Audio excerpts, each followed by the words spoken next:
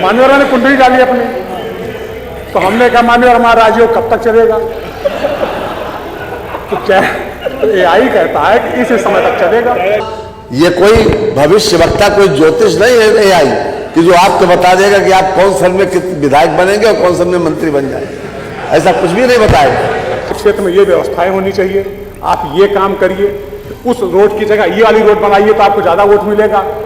लेकिन अगर हम इसी पे आधारित हो गए और इसी बेस करके हम सारा काम करने लगे तो मान्यवर हमारा बेड़ा गर्क हो जाएगा, ऊपर गिरेंगे नीचे पता नहीं। अपने ठीक 15 साल से पहले मैं गूगल भी यूज करता रहा, अब जैसे एआई में चैट जीपीटी आ गया है, ये तो मान्यवर एक तरीके से ठग है।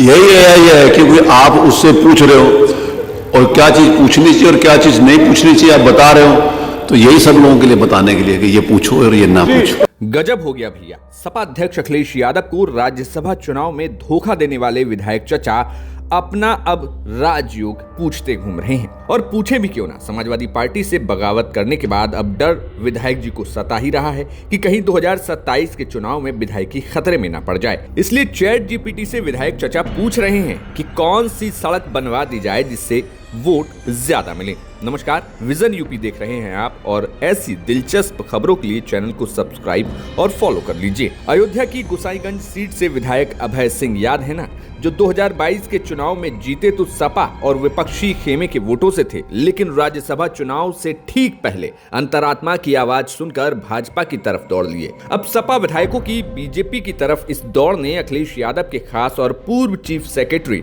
आलोक रंजन का राज्यसभा जाने का सपना भी तोड़ दिया।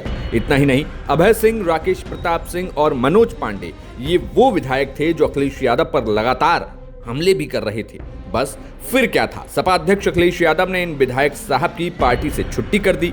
लेकिन पिछले दिनों विधानसभा में हुई एआई पर वर्कशॉप के दौरान अभय सिंह का दर्द बाहर आ ही गया, क्योंकि विधायक चचा चैट जीपीटी से लेकर पंडित से अपनी कुंडली दिखवा रहे हैं और पूछ रहे हैं कि महाराज जिंदगी में कब तक राजयोग है। लेकिन इतना सब तो ठीक, लेकिन विधायक चचा जो मौसम और मन की बात सुनकर कमल के फूल की तरफ दौड़े, अब वो चैट जीपीटी से क्षेत्र और जनता का मूड पूछ रहे हैं।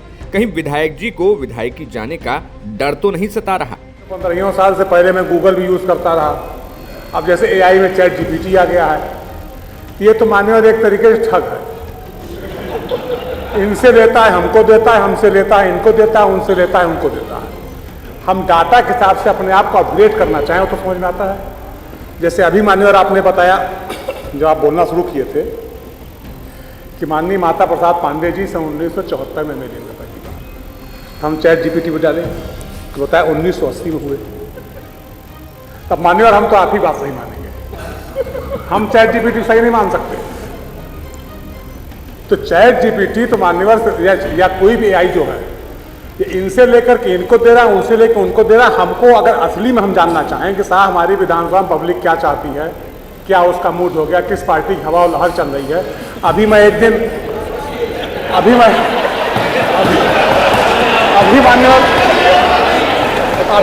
एक दिन मैं रात में खाली बैठा हुआ था, तो हम चैट जीपीटी के साथ खाली दम चैट करने लगे लगातार। तो हमने कहा अगर थर्ड वर्ल्ड वॉर होगा क्या पोजीशन बनेगी, तो हमको हिंदुस्तान की क्या पोजीशन रहेगी, तो हमको अमेरिका के साथ बैठा दिया। फिर हमने कहा कि अमेरिका के साथ कैसे हो सकता है, वो पाकिस्तान फेवर उन्होंने किया, पाकिस्तान परमाणु संसाधन उन्होंने उपलब्ध कराया, पाकिस्तान परमाणु बम उन्होंने बनवाया, तो कहा हाँ आप रसा के साथ जा सकते हैं। तो ये एआई मान्यवर। इस पूरी बहस में हद तो तब हो गई जब चैट जीपीटी ने अभय सिंह को गलत राजयोग बता दिया, और अभय सिंह ने जब ये बात बताई तो सदन में ठहाके ही ठहाके लग गए। अभी एक दिन मैं अपनी कुंडली डाला उस पर, मान्यवर सही बोल रहा हूँ, गलत नहीं बोलना। मान्यवर ने कुंडली डाली अपनी, तो हमने कहा मान्यवर हमारा राजयोग कब तक चलेगा? तो क्या एआई कहता है कि इस समय तक चलेगा। कब तक चलेगा ये तो बता दो। सुनिए, इसी समय तक चलेगा। बहुत सारी बातें जो बताइए वो मत बताना सर। मान्यवर मैं सही बोल रहा हूँ, मैं ये मोबाइल फोन है, ये डॉक्टर हर्षित चाहिए, इसको खोल लेंगे सब आ जाएगा, इसमें गलत नहीं बोलना मान्यवर भी चीज। तो हमने कहा कि नहीं, हमारा राजयोग तो हमारे पंडित जी ने इस समय बताया था क्योंकि ऐसा ऐसा ऐसा है। तो उसने कहा हाँ मैं गलत हूं, आप सही बोल रहे हैं, मैंने आपके ये मूल नक्षत्र नहीं देखा था इसलिए आपका ऐसे हो गया। अब आपका ये चल रहा है। तो मान्यवर ये कुछ बताता नहीं है। जो हमने आप बताया ना कि इन्होंने अपनी जानकारी फीड की, उन्होंने अपनी जानकारी फीड की, उन्होंने अपनी जानकारी फीड की और उसको डाटा इकट्ठा करके अपना गणित बैठा करके जैसा उसका सेट बैठ जाता है उस तरीके पर प्रस्तुत करने लगता है। यही है कि आप उससे पूछ रहे हो और क्या चीज पूछनी चाहिए और क्या चीज नहीं पूछनी चाहिए आप बता रहे हो, तो यही सब लोगों के लिए बताने के लिए कि ये पूछो और ये ना पूछो। तो मान्यवर अगर हम उस पर बेस करते हैं पूरा AI के ऊपर, तो मान्यवर जैसे गूगल कई बार गाड़ियां गिरा देता है वैसे EVM को गिरा देगा। जैसे गूगल मैप गाड़ी गिरा रहा है हमारी, वैसे EVM को गिरा देगा। तो मान्यवर ये अपने आप को अपग्रेड करने के लिए ठीक है कि तात्कालिक स्तर पे हमें कुछ नहीं आ रहा, हमने अपने आप को उससे जानकारी प्राप्त कर ली, लेकिन अगर हम इसी पे आधारित हो गए और इसी पेश करके हम सारा काम करने लगे तो मान्यवर हमारा बेड़ा गर्क हो जाएगा, ऊपर गिरेंगे नीचे पता नहीं। अपने ठीक। सोशल मीडिया वाले मत देना। डॉक्टर अमित, तो मान्यवर हम ये कहना चाहते हैं, नहीं वही प्रश्न तो मेरा हुआ ही नहीं।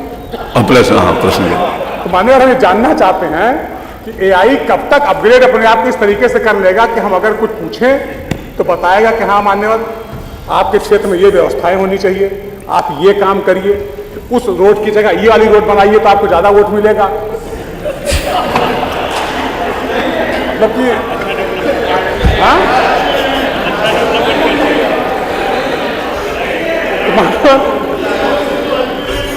तो मान्यवर अब आप समझ सकते हैं डॉक्टर साहब। धन्यवाद। अब अभय सिंह की बात सुनकर वित्त मंत्री सुरेश खन्ना खड़े हुए और बोले कि चर्चा तो AI और टेक्नोलॉजी पर हो रही है, AI कोई भविष्यवक्ता नहीं है। ये कोई भविष्यवक्ता, कोई ज्योतिष नहीं है AI कि जो आपको बता देगा कि आप कौन सन में विधायक बनेंगे और कौन सन में मंत्री बन जाएंगे। ऐसा कुछ भी नहीं बताएगा। और जो लोगों की, एक मेरा रिक्वेस्ट आपसे है मिश्रा जी कि हमारी जिंदगी में जो रोजमर्रा में जो आवश्यकताएं हैं उसमें हम इस AI का प्रयोग करके कैसे लाभ ले सकते हैं, इन लोगों की, सारे लोगों की जिज्ञासा ये है कि हम उस AI का प्रयोग करके रोजमर्रा में पॉलिटिकल लाइन में उससे लाभ कैसे ले सकते हैं। अगर हम समझ करें एक लाइन में तो यही सबका यही है।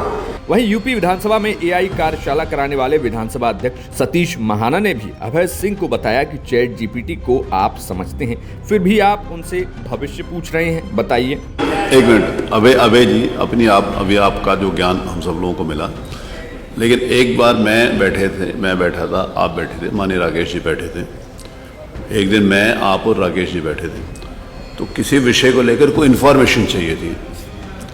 एक सेकंड, आपने उसी समय ChatGPT के माध्यम से हमारे को सारी इन्फॉर्मेशन दे दी थी ना, तो ये भी AI है। नेक्स्ट। अरे वो बता रहे, वो इन्फॉर्मेशन वाली बात ना, वो जिन्होंने बताया उन्हीं को बताया, उनको वो सटीक इन्फॉर्मेशन मिली थी। हम लोगों ने कई काफ़ी देर उसके ऊपर डिबेट भी करी थी, एक पॉजिटिव डिबेट भी करी थी, and we discussed into it and we got all the information from AI। हम सब लोगों को AI, वो जो AI की इन्फॉर्मेशन मिली थी वो आपके लिए कहीं ना कहीं आपके ज्ञानवर्धन के लिए थी। अब आप इलेक्शन आगे क्या होगा ये तो आप जानो, आपकी जनता जाने, लेकिन जो आपने पूछा था वो वहाँ से मिला था। बहुत सारी चीज़ें उसमें पॉजिटिव हैं, बहुत सारी चीज़ें अभी इनिशियल स्टेज है, बट अगर नेगेटिविटी भी है तब भी इस AI की वर्कशॉप के माध्यम से हमारे को सावधान रहना चाहिए कि इसमें से ये नेगेटिव है, हमारे को इससे सावधान रहना चाहिए। It is both ways. अभी जैसे इन्होंने बोला था ना कि दो धारी तलवार, अभी यहाँ पर इन्होंने दिखाया था, जो सोड है वो दोनों तरफ से नुकीली है, तो चाहे ऐसे चाहे वो, तो दोनों दो धारी तलवार है। फिलहाल आपको बता दें कि राज्यसभा चुनाव के ठीक पहले समाजवादी पार्टी के कई विधायक समाजवादी पार्टी का स्टैंड को छोड़ते हुए भारतीय जनता पार्टी के प्रत्याशी के समर्थन में वोट कर दिए थे। ऐसे में इन विधायकों में भी कुछ विधायक अभय सिंह, राकेश प्रताप सिंह, मनोज पांडे, ये वो विधायक थे जो लगातार अखिलेश यादव पर हमले भी कर रहे थे। ऐसे में समाजवादी पार्टी ने इन तमाम विधायकों के निष्कासन का पत्र जारी किया। कयास ये लगाए जा रहे हैं कि क्या ये पत्र विधानसभा अध्यक्ष इस पत्र के आधार पर इन विधायकों की सदस्यता रद्द करेंगे। लेकिन फिलहाल अभय सिंह का राजयोग पूछना और अपने क्षेत्र की जनता का मूड ChatGPT से पूछना साफ साफ दिखाता है कि डर किस कदर अभय सिंह के मन में हावी है। आपका इस खबर पर क्या कुछ कहना है, हमें कमेंट बॉक्स में जरूर बताइए। देखते रहिए विजन यूपी न्यूज।